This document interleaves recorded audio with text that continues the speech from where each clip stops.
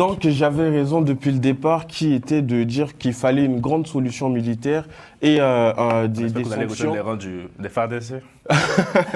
Vous militez beaucoup.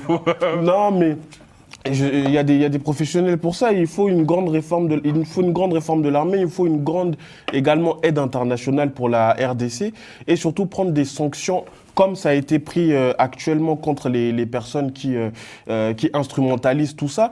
Et je voudrais encore revenir sur les sanctions de l'Union européenne, mais ce n'est pas la première fois que des sanctions ont été prises, hein. Et donc, le M23, disons que des sanctions ont été prises actuellement qui font qu'ils ne vont pas aux négociations, c'est vraiment, ce sont simplement des bêtises qui font qu'ils ne veulent, ils montrent encore une fois qu'ils ne veulent pas négocier et qu'ils veulent simplement continuer à terroriser et à détruire les populations. Il y avait aussi l'idée qu'ils aient appris l'initiative sur les réseaux sociaux. Non, enfin, mais ils nous sortent à chaque fois des... Non, mais ça, c'est ça. Oui, mais ils ont été quand même de manière officielle. Oui, mais dans la foulée, dans un premier temps, j'ai été informé sur les réseaux sociaux. C'était prévu. Ça, c'est l'argument qu'ils évoquent. Oui, mais c'est prévu depuis longtemps. Parole au doyen avant de revenir à Christos pour le mot de fin. Moi, je pense que comme Christos a parlé aussi de problème d'un peuple affaibli, moi, je pense qu'aujourd'hui, c'est le peuple congolais, notamment les acteurs congolais, qui doivent prendre le destin de ce pays en main. Nous avons failli. Ça, il faut toujours le souligner chaque jour, au lieu de jeter nos propres sur les autres.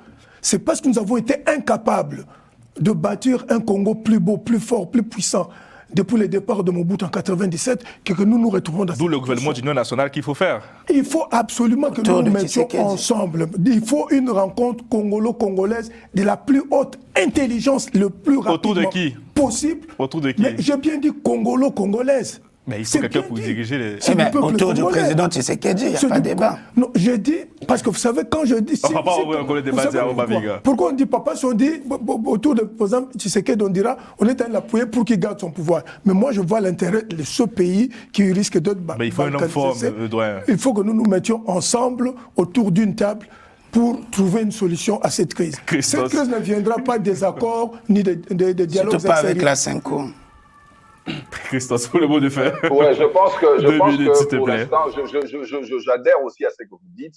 La suite, c'est quoi? La suite, c'est on doit se battre sur terrain. J'ai toujours été, depuis les départs, partisan de la lutte, parce que j'ai dit toujours, même des solutions diplomatiques, tout ce que vous voulez, tous ces gens-là sont complices de notre malheur.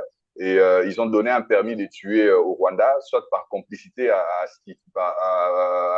ce qui fait à l'Est, ou juste par culpabilité par rapport à ce qu'ils n'ont pas fait pour eux durant les génocides. Mais en tout cas, ils étaient au courant de ce qui s'est passé et ils n'ont rien fait. Et je dis toujours, la solution qui vient du bourreau n'est jamais profitable pour la victime.